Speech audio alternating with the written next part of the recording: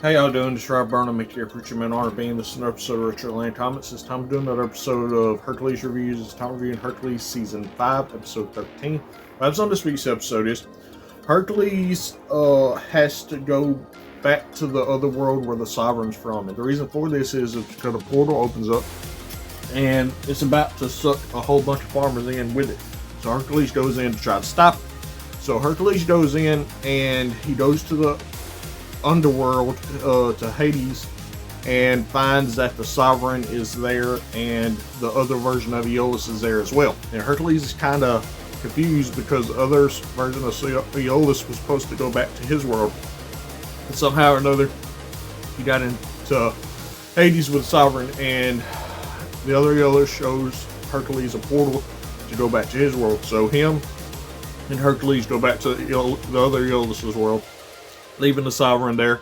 While the Sovereign's there, Ares goes in trying to find Hercules, but he finds the Sovereign instead. He winds up getting the hind's blood, and he puts the hind's blood on this knife. So the Sovereign and Ares start to fight, and Ares is able to get the best of the Sovereign. He winds up killing the Sovereign, but since the Sovereign is in the underworld right now, the rules of the two worlds don't apply, where if one version dies, the other version dies.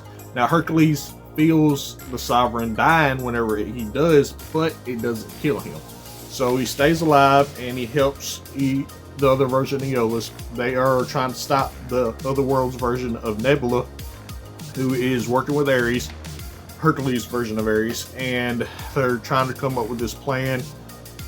Hercules winds up going up against Ares and the other version of Nebula. They wind up defeating them, and they had Aeolus and Hercules has to go into this labyrinth to find this spear to be able to stop Ares and Nebula, and they're able to get the spear and stop them.